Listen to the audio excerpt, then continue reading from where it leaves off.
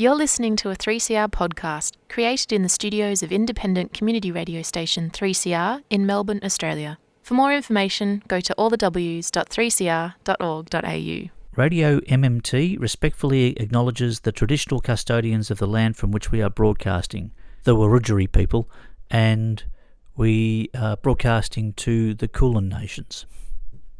Our focus is economics, that is, how stuff is produced and distributed. We recognise that for many tens of thousands of years, First Nations people's connection to country successfully embodied the world's oldest continuous economy, which was catastrophically disrupted by genocide and displacement. We acknowledge that we have much to learn to reshape our current extractive and exploitive system to achieve sustainable prosperity for everyone. Radio MMT. Economics for the rest of us with Anne And Kev. Radio MMT. Looking at the world through the lens of modern monetary theory. Radio MMT. Macroeconomics for a well-being economy. Macroeconomics? Isn't that incredibly boring? No, Kevin, it's incredibly interesting. It's all about who gets what and why. Who gets what and why? Okay, I'm in. RadioMMT@gmail.com. Incredibly interesting macroeconomics for the rest of us.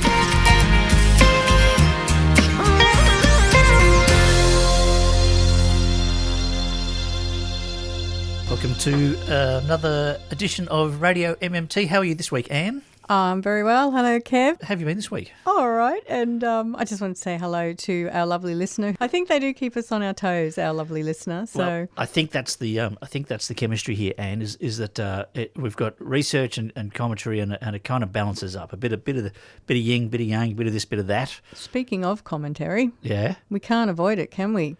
What? The great big election on the sky in the sky. Oh, was there an election? Yeah. Well, everybody's talked about the election, so why would we bother talking about the election? Why would we? Because it's important. because we have to. Because it was an interesting election, and of course we're trying to figure out what does that mean for the economy.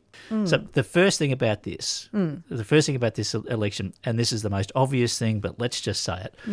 Since Howard, there has been this concerted effort for the coalition to become more conservative, more right-wing, climate change skeptics, immigration, scaring people on immigration, all no this to the voice. Yeah, and remember, the Liberal Party was supposed to be a party that was liberal. That's the liberal meaning. What does liberal mean? It means if you have a liberal it means dose a of bit something. more individual freedom, isn't it? Yeah, what you're talking about. Yeah, but they've turned into the Conservative Party, and this has been a deliberate strategy. They've been funded by, they've been receiving advice from these right-wing think tanks over in the States. They were very much sort of fashioning themselves on the Trump style of right-wing politics. They've been right into it, and the electorate soundly told them to piss off. For our international listener, we are, of course, talking about the Australian federal election, in which we now have a winning government with about 90 seats compared to 40 seats for the coalition, who was just last in government. So they needed 76. Recent elections, it's been only a seat or two, and the coalition have been wiped out. Look, it's not surprising when you think about it, because you've got the Dutton factor. Now, the only reason that Morrison got in was because the right wing of the party wanted to unseat Turnbull, and they said, we can't have this moderate Turnbull running the party. We need to be more right wing than that. And Dutton was having a run at replacing Turnbull, and the party even looked at Dutton and went, well, he's unelectable. So they went, anybody else? And they scrounged up. So Morrison. You're saying Dutton was the Morrison reject? He was the Bradbury, the Stephen Bradbury, who kind of just the goofy idiot that spent a whole career just being in the right place at the wrong time and picking up these positions. He's the sort of person that would be sideways promoted because he's so bloody annoying, and he found himself in the prime ministership. But that was because Dutton was unelectable. So then when they dumped Morrison, who did they step up to the front of the party? Dutton. He was never going to win. The other little factoid I heard about the election was that this was the first time that the Gen Z and the millennials have outnumbered the baby boomers as far as the voters go, which means people born since 1981, which means people under the age of 45. Yeah, but they've just been hands off. So I was expecting that when Shorten lost the 2019, and I was certainly expecting it. 2022 was the Labor victory, so it kind of started kicking in then. I speak to millennials and Gen Zs. Do you? Yes. And, you speak of the same language? yeah, well, I go to festivals and you run into them. You do too. They're disconnected from politics, right? They're sort of going like, politics is something that has nothing to do with us. We are just the recipients of political decisions made by people who have nothing to do with us. So they don't feel empowered yet. No, and I asked my son-in-law the other day, who's 35. I said, "Is there anybody in the major parties that represents you?" And he goes, "No." And they said maybe the Greens, So that's one particular Collingwood dwelling millennial. However, he's now 35. These people, they're growing up. They're getting, they're having kids, buying houses. They're getting positions of responsibility, and they are beginning to think that they wouldn't mind some representation. And they don't read the Murdoch press, which is just lovely. So that whole factor's changed. So it's kind of interesting and really hard to pick because they don't like confrontation. So they're not going to be having arguments in the pubs about this stuff. They keep things pretty tight to their chest. Right. So I think what you got there was just a pretty straightforward slap in the face to this right-wing politics. Yeah. However, we've also lost the Greens as well. We did. They kept their primary vote, as I keep reminding myself, so they weren't going backwards in that way, but they didn't get the preferences. Yeah, and you would have thought that if there was a collapse in the Conservative vote and you've got the millennials, that might translate into an increase in the primary vote. I think that's what everyone was thinking. But the increase was, I don't know, did Labor did pick up their primary vote. They went from like 31% to 34%, and the Coalition went the other way. So I think Labor picked up a lot of that lost Liberal vote, which is kind of weird. Whether it was directly or whether it was through preferences, I haven't gone through the figures.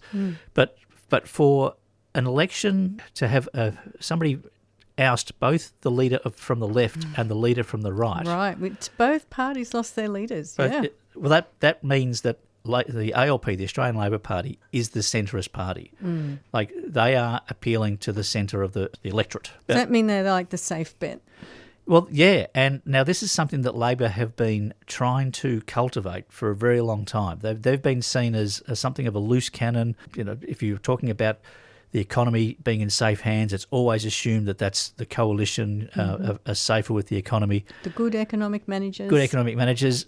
Labor are now kind of taking that mantle because we're about to come into a period where interest rates are going to drop, inflation is coming down, things are working okay. Maybe that's what wiped off on Dutton was the crazy economic management being exemplified over in America. Yeah, and so the coalition was seen as more radical and unhinged, and Labor are seen as kind of sensible and competent. Because I still think it's the economy, stupid. Yeah, this concerns me a bit because I was hoping that it was going to be a hung parliament and that they were going to be subject to an increased crossbench, including Greens, that would be putting pressure on them for some more progressive policies. But Albanese is not really a radical. He's a careful operator, and I don't think he's into shock and awe. But we're in a time where we need a bit of shock and awe because of the external factors that are affecting us. The climate being the major, most obvious one, but climate is primarily a product of inequality. The reason that the climate is under stress is because that extraction economy. Yeah, the immediate profit motive from fossil fuels and oil and gas, etc., are still exploitable. That leads to great inequality, and the environment is kind of like a byproduct of that. Like we're no longer in avoidance, we're in damage control. We're already being affected by that, and we're going to need some pretty radical reformation of policy to fix that problem. And I don't think that the Labor government is going to deliver on that because there's no pressure. That is the big question now, is whether they feel like they can take some more so-called radical, I don't think they're radical, steps. Do more of a Green New Deal or a just transition or really do a serious wellbeing economy, that sort of thing. And the second term of a government is the is the big action stations term of a government. And we haven't seen this for quite some time because the second term of each government we've had since Howard has been with a new leader and everything's been thrown on its head. This is the first time since 2004 that we've had the same Prime Minister win 2 elections in a row. That was Howard, and then Howard lost his last one in 2007 to Rudd, who lost to Gillard, who lost to Rudd, who lost to Abbott, who was changed by Turnbull, who then went to Morrison, who then went to Albanese, and now we have Albanese doing his second term. That's quite a while. So the Labor Party are in a very stable mode, and the idea that they might rock the boat with some kind of wild policy, they need to, but I don't think they're going to because they've got no pressure, and this model is working for them. This kind of careful management is working for them. So we've got to figure out how to stir them up, Anne. That's what I was going to say, Kevin. What is our strategy from here? Look, well, see, if the Teals and the Greens held the balance of power, then I was just going to infiltrate You were going to infiltrate the Teals and tell them how the economy actually really works, because the major parties won't change their position on this. And I'm still going to try and get in there, but nobody wants to talk to us. It's just... but they might be more receptive now. Like I tried Pocock when I was up in Canberra, and he said, no, go away. Well, he didn't say no way. He just said, no, sorry, busy. They all say, sorry, busy. Sorry, busy. And if they are actually in a position of influence, then they don't want to be distracted by this stuff. But if they're not, if they're just hanging around looking for something to do, we could educate them on I don't know how we do it, but long-term strategy, educate the Teals for the next round. Yeah. Teals and independents, get them some learning about the economy, Anne. Yeah. That's kind of what we've got to be looking at, Well, Well, I was wondering if we should remember what Labor was promising for the election in terms of what they were going to do about the cost of living and other things. At the very least, what they're telling us they're going to do is the $75 rebate on electricity bills for the last 2 bills this year. Yeah. They're going to forgive $16 billion in student debt, supposedly. And this is straight on the millennial Gen Z age group. I mean, yeah, that's great. Why not just make tertiary education free? Let's make a clean slate of it, people. Yeah, it's been done before. It worked quite well. We'd love to see all student debt forgiven. And they're going to expand the bulk billing, of course, and they're going to spend $10 billion building an extra 100,000 houses, but they're aiming those at first home buyers, not at public housing. And here's the problem, Anne, is that I actually don't mind some of the social policy from the ALP, and I know people in the ALP, and I know that they're genuinely concerned about social issues.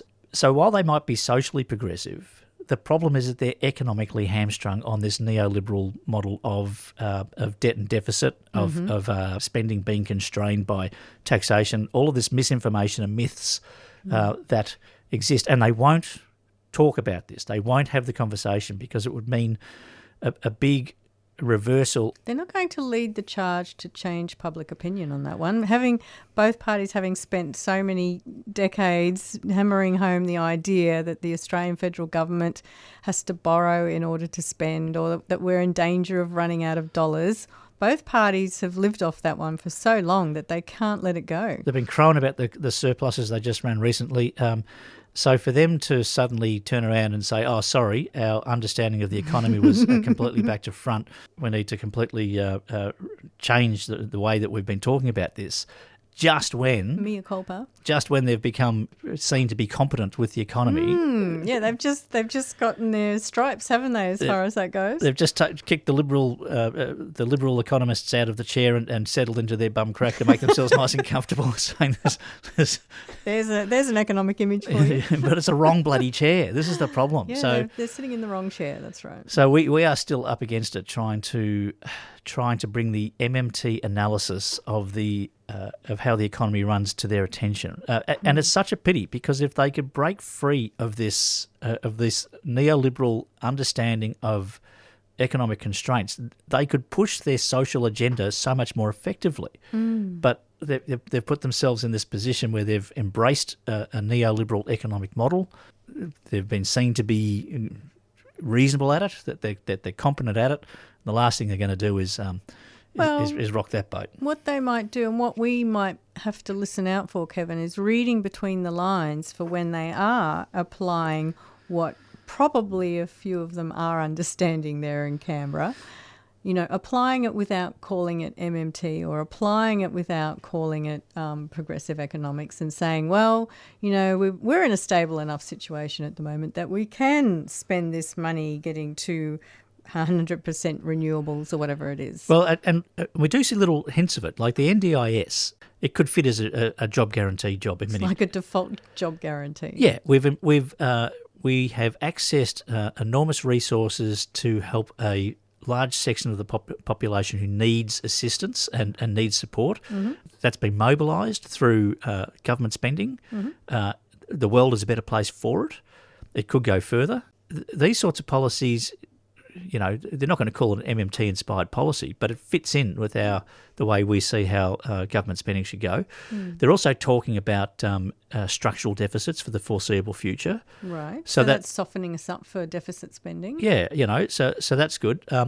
However, I do wonder, and this is the same as over in the States where you've got Trump, and we've talked about this before, is that the Conservatives have slowly and steadily stealthed their way into their position with little incremental changes, and when it's done slowly and sneakily, just little bit by little bit, you don't notice it. And then along comes Trump and just puts his foot to the floor and shows everybody what the agenda is, and it freaks people out. That can be more effective than slowly trying to reverse things. Now, just imagine for a minute if Dutton had won the election, right? Mm-hmm. If the timing had been a little different, if he'd ridden the Trump wave earlier and he'd gotten in and Dutton had one term holding the reins of the Australian economy and ran his agenda, there would have been one term of hell, and then you would have seen the response to that, the Greens, the Teals, Labor, would have been energised, and there would have been an ability for radical reform, because what would have happened, as is happening in the States, is just this maniacal right-wing conservative economic policy that is just going to wreck everything. We need radical policy to change things. We need big changes in this second term. I just can't see Labor doing it because they've won comfortably, and they've won comfortably by being careful. Can they lose that strategy and go for something different? It'd be lovely if they could. A lot of stuff happens in the background that you don't really notice, and these are good changes. Like I remember when they first got in, there were whistleblowers being released. There were these people who were in these kind of precarious positions from the previous government. They cleaned up all that sort of stuff, and there's a lot of background policy stuff that happens that you don't really notice, but it is significant. So possibly they could make some big changes without the electorate realising that there are big changes being made if they're careful. I often think about that with the job guarantee, because a lot of people see the job guarantee as simply a jobs creation program. So it looks pretty banal on the outside. I think it's a great one to sneak in. Yeah, but I know that, for instance, Bill Mitchell doesn't like the description of the job guarantee saying that this is a jobs program. No. He regards it still as a last resort. The government needs to be actively engaged in policies, expand the public service and engage the public. And if after all of this activity that the government's done to employ people, you still can't find a job, it's okay, we've got the job guarantee for you. It's the last resort. But it is, the economists certainly, like Bill, do see it as the better form of an economic stabiliser, as they call it, rather than having unemployed on unemployment benefits as an economic stabiliser. But, if you're selling it to the public as jobs for all, maybe you can get it through. Who knows? Yeah. It depends what word you use. So, and it's all about the messaging. So, and we don't have to message it the way Bill does. Bill is hardcore, uncompromising. He's our touchstone. He's the unattainable pure essence of MMT. That's right. And I think if Bill got into politics, I don't think he'd last very long, because he does not compromise, and politics is all about compromise. No. So that would be interesting. What else have I got here? I've written down. You've got notes. I have got notes. This relationship that the Greens and Labor has is toxic, and it's got to change. What are you talking about? Labor should be using the Greens to soften the ground, so the Greens can send out, what would you call it, a more radical message, so that when the Labor then addresses the issue, it's not as radical as what it seems, because the Greens have already softened the ground for them. They should be collaborating more. They've got a lot of policy overlap. They believe in a lot of the same things. And why they are at each other, I don't know. Well, what occurs to me is that the way that Labor got their recently achieved reputation for being good economic managers is that they contrast themselves to the Greens, that they're always accusing of being radical and utopian and unrealistic and so on. We know that the Greens know about MMT, but they won't admit to it because it's seen as too radical even for the Greens. The coalition cannot regroup in one term. They're down to this core of about 40. Half of them are the Nationals. You can't rehabilitate the Nationals. They Unreformable. Unreformable. They love the nuclear, etc. Characters. They're left down to this little nub of right-wing nutjobs, and Gina Reinhardt is still telling them to go further to the right, and she's a major donor to the cause. So you've got these hard right-wingers, conservatives, who are the only ones left, being told by their major funder to keep going with the hard right. How are they going to loosen their, this kind of right-wing attitude under these conditions? And bring back the swing voter. It's not going to happen. They're going to get smashed at the next election as well. So Labor have got 2 terms. We've got a couple of terms to try and infiltrate the ranks. Okay, that's our plan. That's our plan. And all I can say is that had they not unseated Malcolm Turnbull, you probably wouldn't have had the Teals and they wouldn't be in this position. But they did. They've dug their own grave. now they're lining it. What you're saying is that, as they say, to achieve radical change, often you need a good crisis. And what you're saying is you're hoping that the Liberals could be the ones to provide that crisis. Yeah, well, they've provided their own crisis, and how they reform from this is going to be kind of an interesting thing. I think I'm done with the federal election. I think I'm done with it. Yeah, we just have to wait and see what happens, and just agitate. I think we just need to agitate a lot. Make sure that this complacent Labor Party doesn't sit on their comfortable butt cheeks and just become. We'll be out there with our little pinpricks. Yeah. And the environment's going to be out there, and the climate's going to be out there to remind them that things are not that good. We do have to wrap it up soon, Anne. We do, because of the time. See you for Radiothon next time round. Oh, is it Radiothon next time round? Okay, yeah. Get your wallets. If it's not, you don't have to wait for Radiothon to give us money. We'll take it any time. That's right. So anyway, got to go. Bye. Bye. Hello, I'm Philip Lorne. I'm adjunct professor at Torrens University, and you're listening to Radio MMT with Anne and Kev on 3CR Community Radio.